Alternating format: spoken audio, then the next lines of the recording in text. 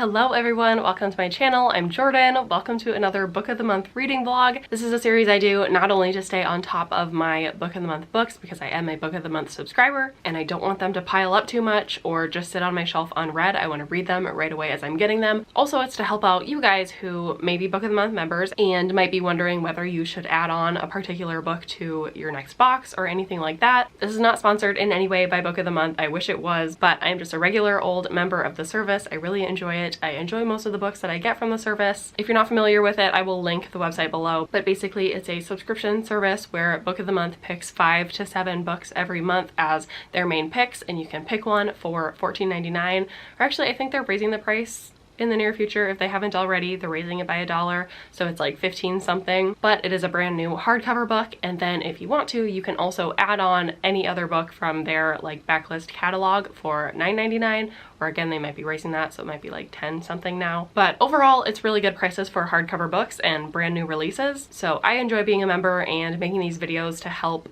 give some reviews about whether or not the Book of the Month picks are good. So let's get into the books that I'm going to be reading for this video and that I've picked recently from Book of the Month. So first of all, I have 2 books from March. I picked one book as my main pick and then I added on the other, but they were both like main pick options for the month. So the first one that I have is The Paris Apartment by Lucy Foley. This is a very popular book, so I'm sure I don't have to explain too much about what this is about, but it's a thriller about this girl who has a brother who lives in Paris, and I think he goes missing, and so she is trying to find out where he is, and so she's asking like his neighbors and the people around him. I'm gonna be honest and say that I haven't heard great reviews about this book so far, so I'm a little nervous about what I'm gonna think. I'm gonna try going in with an open mind, but we will see what I think about that one. And then the other book that I picked for March is a much less well-known book, and it's The Verifiers by Jane Peck. This is also a mystery thriller. I think it's more of a mystery, less of a thriller, and I think it has to do with like online dating apps or something like that. The front flap says it's part literary mystery, part immigrant family story, which sounds interesting to me. I like books that have to do with women in tech or women in STEM, which this sounds like it is, and then throw a mystery in there and I'm pretty hooked. So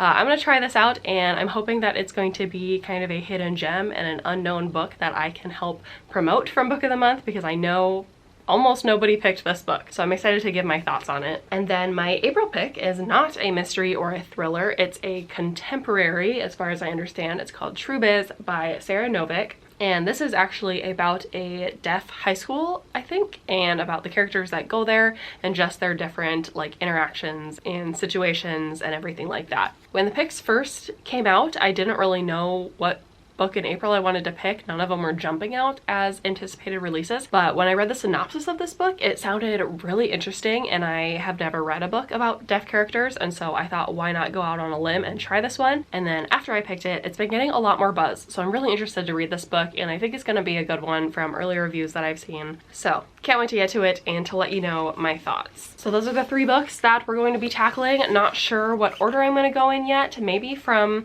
worst expectations to best expectations, which would be this order: The Paris Apartment first and True Biz last. We'll see though. I will check in when I have my first update, and otherwise just bring you along for the ride of reading these 3 Book of the Month books.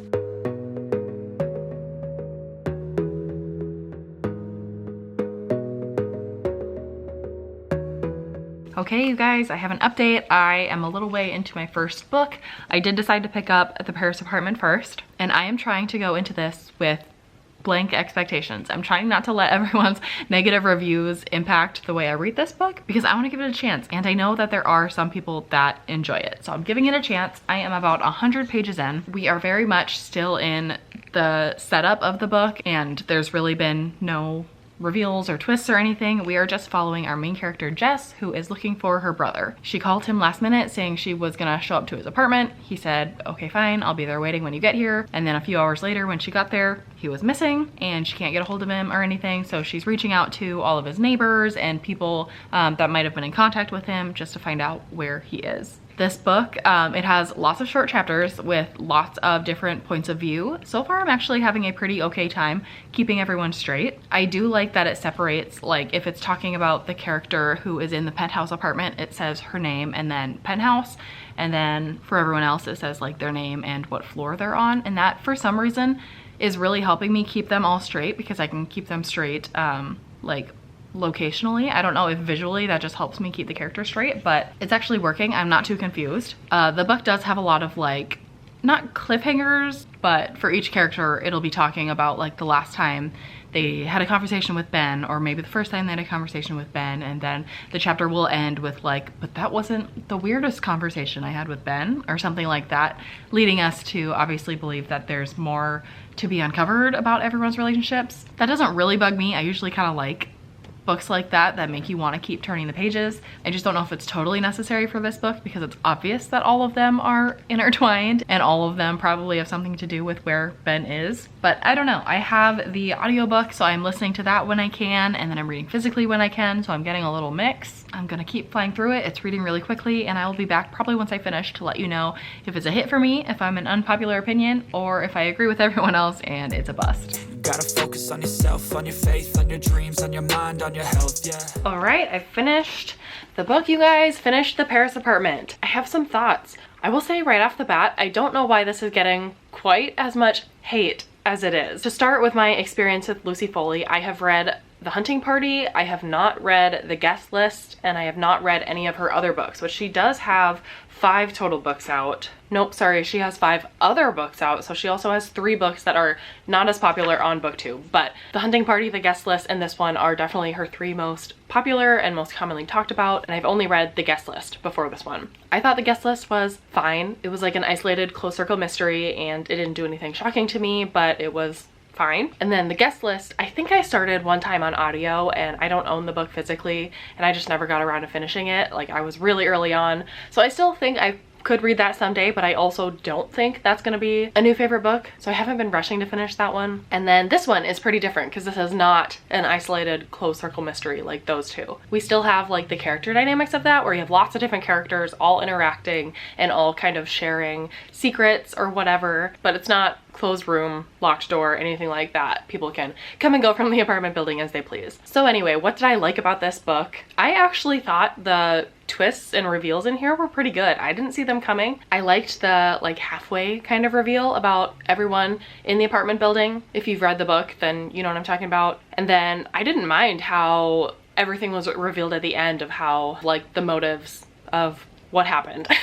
Obviously hard to talk about it without giving spoilers, but I didn't mind it. That being said, it wasn't mind-blowing. This is not a new favorite thriller for me. I agree with some of the reviews saying they didn't really like that this was set in Paris, and that like the French being thrown in there made it kind of confusing if you don't speak French because it wasn't always translated for you on the page. That's true, and there were times when I just like skipped over it because I was like, well, don't know what that means. Although I do think that helped kind of conceal some mysteries, or help, like it made sense that our main character didn't know what was going on because she didn't speak the language that everyone else was speaking. And I have to say I like that better than like a memory loss trope or something that makes it so people don't see what's happening right in front of them because they forgot about it or something. I like it being a different reason that the main character doesn't know what's going on. So with that, I'm gonna give it 3 stars. It's a strong 3 stars. I would recommend it still. I'd recommend you go into it with an open mind and just see what you think of it. I thought the first half, or almost 3/4, was a little slow, but to me, the ending made up for it. So honestly, a pleasant surprise. I'm glad that I enjoyed it as much as I did. It's kind of weird when you consider a 3-star a pleasant surprise, but honestly, I was kind of expecting to hate this, or I was worried that I was gonna hate it because of everyone else's opinions on it. So with that, now we're gonna get to the 2 other books, which I'm really excited for and I have really high hopes for. So I hope they live up to them. I think I'm gonna read The Verifiers next because I just really don't know what to expect for that one, and then leave True Biz for last because I have high expectations for that one. I've seen it everywhere. It's now a Reese's book club pick, and I'm hoping that one is really emotional and impactful. So I'll be back with an update when I've read some more and I have more to say.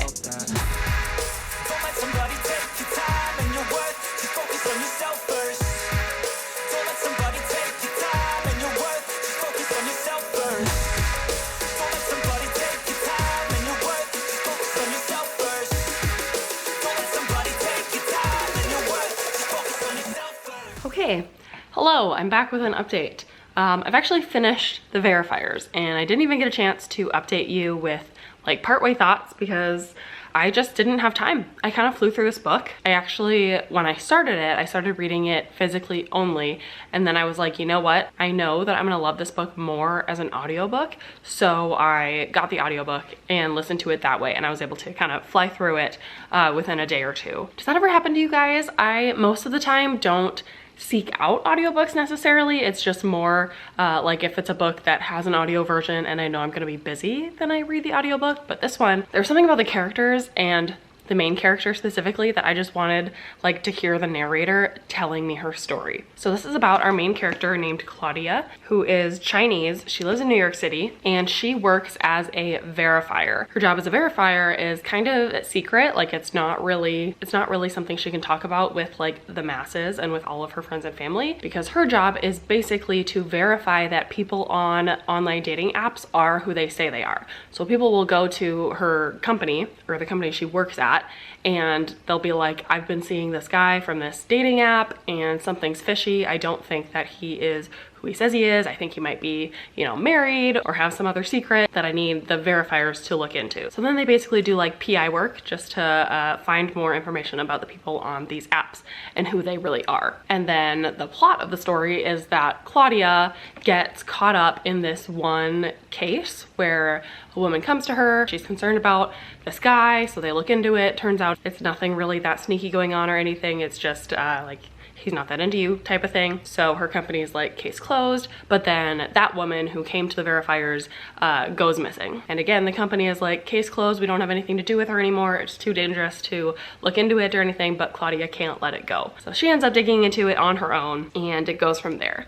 This gave me Finlay Donovan vibes a lot. I don't know what it is. It's just the way that this main character was kind of floundering in her life. Like she's having some family issues where she's not getting along with her family. They're pressuring her to like get married and whatever, which is a whole side thing because she is queer and her Chinese family doesn't understand or support that. And she's not really getting along with the people she works with. So she's just in a really weird state of life right now. And then she's just following this mystery that she has no business getting into the middle of, and she's not qualified, and she's just like stumbling her way through solving this mystery, which is a lot like how Finlay Donovan, the main character in Finlay Donovan is Killing It, is also like. She's a mom, she's flustered, she doesn't really know what she's doing, but she finds herself in the middle of this big situation. So with all that, like I said, I flew through it and I really like this book. I loved Finlay Donovan and this gave me vibes of that, and I liked the dating app premise. There was a lot of like tech talk in here about the apps themselves and how they operate, which I personally like. If you don't like a lot of like technical talk in your books, if somebody works at a company and you have no interest in learning about that company, I don't know if you would love this, but I really liked it and I really liked our main character. So overall, I'm gonna give it 4 stars. And let me just tell you guys, I'm so happy to finally be enjoying a book that I got from Book of the Month that nobody else is talking about, that I can say is a good book. I have just been waiting to find that underrated gem in these vlogs. As you guys know, I like to pick up the hyped books, but I really like to pick up the underhyped books and give them some love. So as soon as I read the synopsis of this one, I thought it had a chance of being it, and it was. It's not a 5-star for me, so it's not like an all-time new favorite, but it's one that I can confidently say is good and is entertaining to read. And again, I compared to Finlay Donovan, which I know a lot of people have read and also enjoyed. So if that sparks any kind of interest in you, if you think this might be a book that you enjoy, I recommend you pick it up, add it onto your next box or whatever. But I'm happy to say this was a 4-star read. So with that, we can finally get on to True Biz, which I do not have with me, but I will be starting very shortly. I'm so excited to read about this deaf high school and these deaf characters. I think that one is also going to be one that is an unexpected gem for people. It's not quite as underhyped. I know it's Reese's book club pick and a lot of people have recently been hearing the buzz about the book, so I'm not expecting it to be that, but I'm expecting to love it. So I hope that I come back with an update saying I'm partway into it and I'm really enjoying it, but I will let you know either way.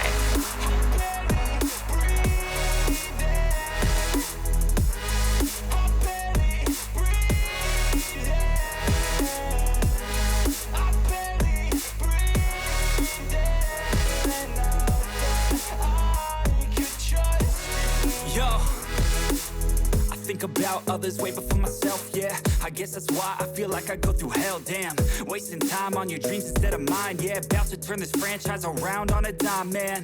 It's all about finding your right state of mind. It's all about turning the... Hi you guys, ignore my appearance. ignore the mess around me, ignore everything, checking in because I am 100 pages into True Biz and I'm loving it. And I want to tell you a little bit about it. So like I think I mentioned at the very beginning, this book is following characters at a deaf boarding school, and all of the different main characters, we have 3 main characters, but we're also getting like one-off perspectives from other characters. But the 3 main characters that we're following have 3 very different experiences with deafness and deaf culture and how they integrate into like the boarding school and deaf people in general. And I'm really loving how much it's teaching me. And it's not because the book is like just giving lessons about deaf culture. Like for example, it's not saying deaf people can't use normal alarm clocks, so they use bed shakers to wake them up.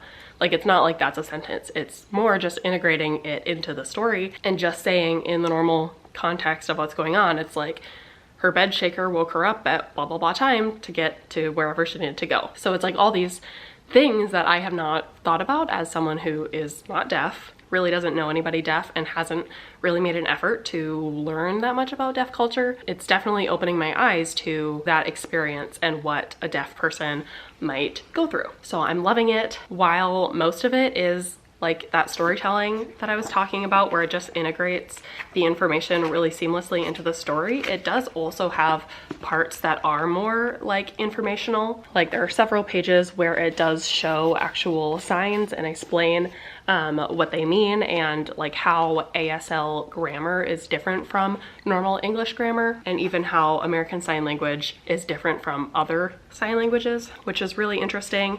And it seems to do it in a way that it's also kind of supposed to be lessons for the characters, because they do go to a deaf school. They learn deaf history and things like that as well. And especially one of our main characters is deaf, but when she was young, she got a cochlear implant put in, and her parents basically treated that as if she was cured of deafness, and they expected her to just hear and be able to integrate into normal society because she has that implant. So she never learned sign language. So being transferred to this school in high school, this is really the first time she's learning sign language. So she is learning it, and we also get to learn some of those really basic concepts through her. It's very accessible and I'm really enjoying it. So I am going to continue reading this today. I really hope that I continue to enjoy it as much as I have so far, and I'll let you know when I finish if it is living up to how it's been so far. But so far it's a 5-star read, and I hope it continues that way. Somebody take your time and your worth, just focus on yourself first. Don't let somebody take your time and your worth, just focus on yourself first. Don't let somebody take your time and your worth, just focus on yourself first. Don't let somebody take your time and your worth, just focus on yourself first. Okay guys, it is later the same day and I finished True Biz.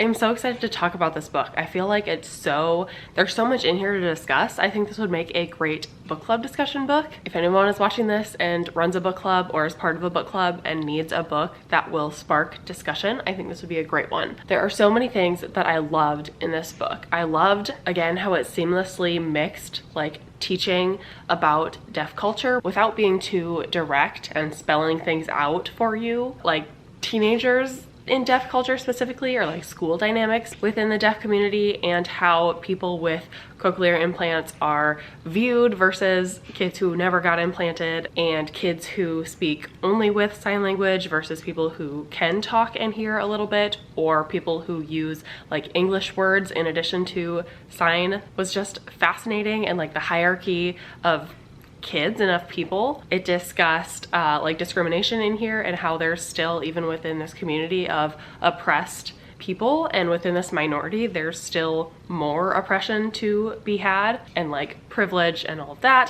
It also discusses racism and how there is Black American Sign Language and how that differs from the quote-unquote standard American Sign Language, and how that discrimination and racism exists within the culture. So interesting. And I'm not someone who generally likes slice of life stories, and this is that, because we're just following these people for a very short period of time, and we're following a lot more of their like mundane activities. Generally I don't like that, but in this case I do like that, because this is the type of thing that when I'm reading about a culture or something different from me, I want to know more of the mundane details of their lives and how they interact with each other, how they get through daily life. I do like to know how those little details differ from me and my life. So for that reason I liked the slice of life aspect of it Unfortunately, I just have to say that the ending of this book totally confused me. Not in what happened, but just in why the choice was made to end it like that. And I'm going to be vague, obviously, but this is just a slice of life book in every sense of the word, in that it ends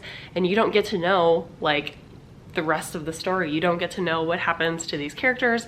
There are decisions left unmade that you don't get to find out what happens. And that frustrates me as somebody who really likes closure in my endings. That's a big reason I don't typically like slice of life. I like to know how things end and resolve, and this was just very anticlimactic, and I wanted way more from the ending than I got. So I'm gonna give it 4 stars still, because I still think this is such a valuable book and I want to promote it so much. I want it to get, you know, good ratings. I want people to pick it up that wouldn't otherwise pick up a book like this, not with any malicious intent, just because it might not sound interesting to somebody if they know it's like a slower, more character-based book. I still just think there's so much in here that's so important and valuable and will teach so much to people who, like me, are completely ignorant and have not made any effort to do any reading or learning about deaf people and deaf culture. So I highly recommend it. This was a very pleasant surprise and I'm giving it 4 stars. Pause before I wrap up this video. I gotta go get my baby. Okay, going to try to wrap up this video quickly. I do think this was a success. I wish I had a 5-star book in here. Obviously, I always wish that I loved the books that I read, but a 3-star, a 4-star, and a 4-star is still generally good ratings, so I am happy. So to recap really quickly, The Paris Apartment by Lucy Foley was a 3 stars. I liked it more than it seems like other people are, so I'm glad about that. The Verifiers by Jane Peck was also a pleasant surprise. I'm glad that I enjoyed this kind of cozy mystery type book, and I hope that other people give it a chance and pick it up and enjoy it as much as I did. And then True Biz is definitely my overall winner of this video. I know that it's going to become popular because it's a Reese Witherspoon book club pick and I've been seeing general buzz about it, but I'm happy that I read it before I was, you know, influenced by other people's opinions and reviews. But I really, really enjoyed it and I can't wait to see what other people think of it and to start having some discussions on the complicated issues within the story. So that is all that I have for this video. I plan to continue doing this series every time I get, you know, 3 or 4 Book of the Month books. Let me know if you are a Book of the Month member. What books have you picked recently? Have you been enjoying them? Are you keeping up with them? I know that's a big problem for a lot of people. And are there any books that you've read recently that you would recommend I add on to future boxes? Definitely would be open to that. But otherwise, I don't think I have anything else. So thank you so much for watching this video and I will see you in my next one.